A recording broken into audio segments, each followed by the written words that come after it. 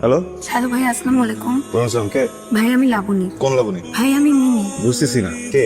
আচ্ছা ভাই, আমি বুঝায় বলি। আমি আপনার কলেজের জুনিয়র, আপনি আমাকে দেখলেই চিনবেন। আসলে আমি গানের কম্পিটিশনে পার্টিসিপেট করেছি, তো আপনার একটা হেল্প দরকার। আসসালামু আলাইকুম ভাইয়া।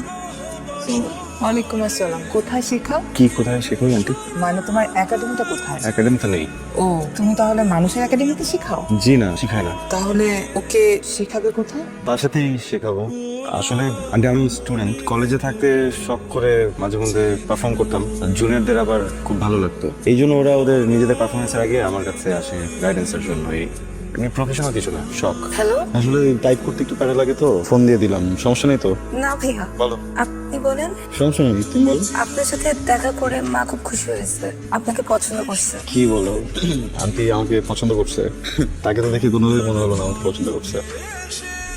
না না ভাইয়া, মেয়েদের মায়ের একটু স্ট্রিক্ট হয়। হ্যাঁ, মেয়েদের মায়েরা একটু কেমন করে, কিন্তু সেটা তো করে মেয়ের বয়ফ্রেন্ডের সাথে। আমার সাথে কেন করলো? বাসায় আসলে সবসময় আপনার কথা বলি তো, তাই মনে হয়। তোমার বাসায় আমাকে নিয়ে কথা বলো। লাবণী, লাবণী। ভাইয়া মা ডাকছে, আমি একটু পরে কথা বলি। থ্যাংক ইউ ভাই। আন্টি আসেনি আজকে? না, আম্মু ছোট বোনকে নিয়ে স্কুলে গেছে। নার্ভাস আর কিছু নেই, যখন পারফর্ম করবা তারপর তোমার সামনে কেউ নেই, আমার সামনে তুমি প্র্যাকটিস করছো, এভাবে পারফর্ম করবা। আপনি কালকে থাকবেন না আমার সাথে? না, কালকে একটু কাজ আছে। কালকের কাজটা বাদ দেওয়া জানো অনেক কথা হয় না? না, আমার তো খুব ভয় লাগে, নার্ভাস লাগছে। আপনি পাশে থাকলে একটু সাহস পেতাম। পসিবল না। আমার তো অনেক নার্ভাস লাগছে। নার্ভাস লাগার কিছুই নাই, বি কনফিডেন্ট, জাস্ট চোখটা বন্ধ কর, দেখবি সবকিছু অলরেডি। আপনাকে একটু কথা বলবো, যদি আপনি রাগ না করবেন। রাগ করার মতো তো বলো না। ঠিক আছে, তাহলে না বলি। বলো। না থাক, আপনাকে আমি অনেক আগে থেকে চিনি। প্রোগ্রাম থেকে? না, যেদিন আপনাকে আমি কলেজে ফার্স্ট ডে দেখেছি সেদিন থেকে চিনি। আপনি আমার ক্রাশ। কখন থেকে কথা বলেই যাচ্ছি, আর তুই ওইদিকেই তাকায় আছিস। প্রেমে পড়ছিস নাকি? প্রেমে তো পড়ছি অনেক আগে। তাহলে যত তাড়াতাড়ি প্রেমে পড়ছিস তত তাড়াতাড়ি ভুলে যা। কেন? রাকিব ভাই তো তিশার সাথে প্রেম, জানিস না তুই? আমি কলেজে ফার্স্ট ডে থেকে আপনাকে চিনি, তখন থেকে আপনি আমার ক্রাশ।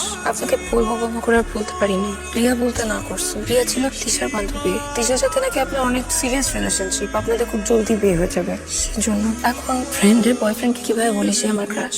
দেখো রাকিব, আমি তো তখন ছোট ছিলাম, বুঝি নাই, বাচ্চা বয়সে প্রেম করে ফেলছি। আর ও তো বেসিক্যালি আমার কাজিন হয়, সেই খুলনাতে থাকে, কুয়েটে পড়ে। তোমার তো কোনো রিস্ক নাই। আর বেসিক্যালি আমি ওর সাথে কথা বলি বাসার প্রেশারে। আমি মন থেকে তোমার সাথে কথা বলি। তুমি একটা কাজ করো না, তুমি আগে ইন্টারটা কমপ্লিট করো, ভালো কোনো ভার্সিটিতে চান্স পাও, তারপর আমি প্রকাশ্যে ওর সাথে ব্রেকআপ করে দিবে। তুমি কি রাজি? পাগল নাকি? আমার রিলেশন, আমি রিলেশনে আছি নাকি নাই, একা আছি নাকি আছি, আমাকে জিজ্ঞেস করবে না? তুমি ওকে জিজ্ঞেস করতে গেছো? আমি তোর সাথে রিলেশন নাকি? আজব আজব বলবা না আমাকে। আপনি এভাবে রিয়াক্ট করতেছেন কেন? কারণ আমিও কি পছন্দ করি। শাড়ি তোমার? আম্মু কিনে দিয়েছে। আম্মু করে দিচ্ছে? হ্যাঁ, আম্মুই পরে দিয়েছে। সাতশো কি একা তাও আম্মু করে দিচ্ছে। আম্মু হেল্প করছে। সুন্দর দেখাচ্ছে অনেক। থ্যাংক ইউ ভাইয়া। কিছুই না, শাড়িটা সুন্দর, ওটা বলতেছে। শাড়ি প্রশংসা নাকি অন্য কিছু? মনে হয়েছে সুন্দর ভাইয়া না শাড়ি? মেয়ে সুন্দর। আচ্ছা, বই লাগে। আপন বোন কাজী ভাইয়া খুবই কনজারভেটিভ ফ্যামিলি থেকে বিলং করে। মাইয়া সব রিলেশন করার মতন মেয়ে না। আগে বলেননি কেন? তোমার কাজিন আরমান আমাকে বলে বোন হয়, চাচ্ছি না তুই এমন করিস, নিজের বোনের মতো দেখ। ফ্যামিলি কনজারভেটিভ, আরো পারিবারিক সমস্যা আছে, হ্যান ত্যান হ্যান ত্যান। কোন আরমান? ধুর, সে কাজিন হতে যাবে কেন? ওনার একটা সমস্যা আছে, উনি সবসময় একবার এবার আবার গার্জিয়ান হতে চায়, কাজিন হতে চায়, যত সব। তার মানে যদি সেদিন বলে দিতাম তাহলে কিছু একটা করতে। সেটা জিজ্ঞেস করছি। আপনার সাথে সারা জীবন থাকতে পারলে আমি অনেক হ্যাপি হতাম। খাওয়া ব্যাপী কেনে করছে। আমার বিয়ে ঠিক হয়ে গেছে। যোগ করতেছ আমার সাথে?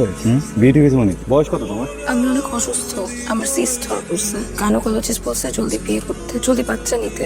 আমি কি করতাম? আমি তো একাই ছিলাম, আর আমি যাকে পছন্দ করতাম সে অন্য কাউকে পছন্দ করতো। তো বাবা মার কথা আমি রাজি হয়ে গেছি। আমার মনে হয় আমাদের কখনো যোগাযোগ করা ঠিক হবে না। কিছু বলবেন? ইম্পর্টেন্ট কথা ছিল। 3 দিন তো হয়ে গেল, আপনি আপনার ইম্পর্টেন্ট কথাটা এখনো বলেন নাই। আমি তোমার সাথে থাকতে পারতেছি না। আমি কেন? আপনি না বললেন আমাদের আর কথা বলা ঠিক হবে না? যখন এই কথাটা বলছিলাম তখন নিজেকে চিনতাম না, ইদানিং একটু একটু চিনি। কি চিনলেন? আমি তোমার কাছে বসে থাকতে চাই, কথা বলতে চাই, অনেক গল্প করতে চাই। আমার তো বিয়ে ঠিক হয়ে গেছে, অভ্যাস হয়ে গেলে। যে 1 মাস আমাদের যোগাযোগ হয়নি, তোমার কষ্ট হয়নি মিনি? আমারও হয়েছে। আমাদের হাতে যে অল্প সময়টুকু আছে, আমি এই সময়টুকু তার কষ্ট পেতে চাই না, পরে একসাথে বড় কষ্টটা পাবো। ওকে ওকে। মিনি, কোনোভাবে বিয়েটা ভেঙে দেওয়া যায় না? কি বলতেছেন আপনি এসব? বিয়ে তো এখন অনেক দূর আগে গেছে, বিয়ে তো ভাঙা সম্ভব না। আমার জন্য সম্ভব না? এখানে আপনি প্রবলেম না, কিন্তু বিয়েটা ভাঙলে আব্বু আম্মা অনেক ছোট হয়ে যাবে।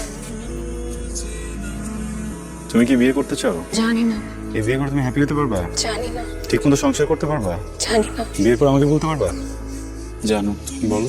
আমার ওর সাথে কথা বলে জানাই। তুমি এই বিয়েতে রাজি না কেন? মা আর একটু পড়াশোনা শেষ করে নি। এটা তো আসল কারণ। আসল কারণটা আমি জানি। লাকি, তোমার প্রথম দিনের এক্সাইটমেন্ট দেখে আমি বুঝতে পেরেছিলাম সামথিং রং। এখন যদি তুমি আমার মতামত চাও তাহলে আমি তোমাকে বলবো আমার জীবন থাকতেও আমি তোমাকে এখানে দিয়ে দেবো না। আর যদি তুমি মনে করো আমাদের মতামত কোনো ব্যাপার না তাহলে তুমি চলে যেতে পারো, এখন পালিয়ে যাও। মা অনেক ভালো। জানি খুব ভালো মিউজিশিয়ান, ওই যে খুব ভালো মিউজিশিয়ান। তোমার মতো বয়সে আমিও খুব ভালো মিউজিশিয়ান দেখে বিয়ে করেছি। সারা জীবনে কি পেয়েছি জানো? অনেক অনেক ভালোবাসা, যার বিনিময়ে তোমাকে পেয়েছি, তোমার ছোটটাকে পেয়েছি। 21 বছরের সংসারে ছোট ছোট স্বপ্ন তো দূরে থাক, মাঝে মধ্যে বাড়ি ভাড়াটা বাপের বাড়ি ভাইদের কাছ থেকে চেয়ে এনে দিতে হয়। সারাটা জীবন স্যাক্রিফাইস করেছি। আমি চাই না আমার মেয়েও সারা জীবন স্যাক্রিফাইস করুক। এই ছেলের কাছে আমি তোমাকে বিয়ে দেবো। হ্যাঁ, সে কিভাবে বলতেছে যে আমরা কোনোদিনই হ্যাপি হতে পারবো না? হ্যাঁ, আর্টিস্ট হতে চাও কি কোনো ভুল?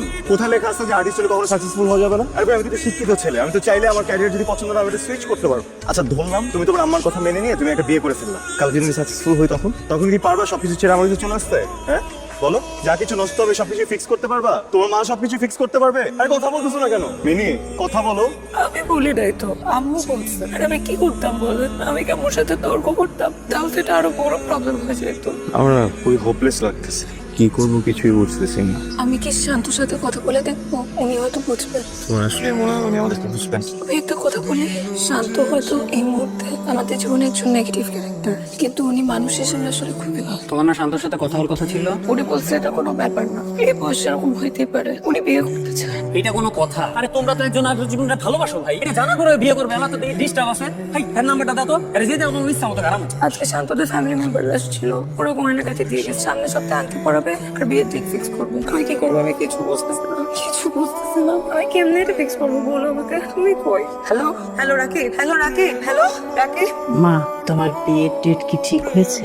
এখনো বিয়ের ডেট ফিক্স হয় না। এঙ্গেজমেন্ট বা কোনো কথা পাকা করে গেছে? ওরা 2 দিন আগে 5 লাখ টাকার গয়না দিয়ে গেছে, আর সামনের সপ্তাহে বিয়ের ডেট ফিক্স হবে। তুমি যে চলে আসছো, তোমার বাবা মা তো তোমাকে খুঁজতেছে, আর খুঁজতে খুঁজতে এই বাড়িতে চলে আসবে, একটা সিক্রেট হয়ে যাবে মা। তাই আমি বলি কি, তুমি তোমার বাসায় চলে যাও মা।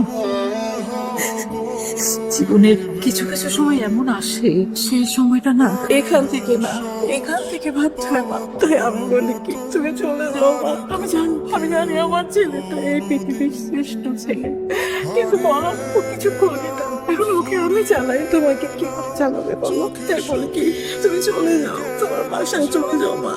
আচ্ছা ঠিক আছে, আমার গ্রামে একটা বাড়ি আছে, ওই বাড়িটা আমি বিক্রি করে দেবো। টাকাটা এনে তোমার বাবা মার হাতে দিয়ে বলবো ওদেরকে টাকাটা ফেরত দিতে। তারপর ওদের হাতে পায়ে ধরে আমি তোমাকে চেয়ে নেবো। আমি তোমাকে আমার কাছে নিয়ে আসবো, আমাদের কাছে নিয়ে আসবো। কিন্তু এখন তুমি চলে যাও মা, এখন চলে যাও। বাবা শোন, ওকে তুই দিয়ে গেট পর্যন্ত দিয়ে আসবি, ওখানে দাঁড়িয়ে থাকবি যতক্ষণ পর্যন্ত ও বাড়িতে না ঢুকে যাস।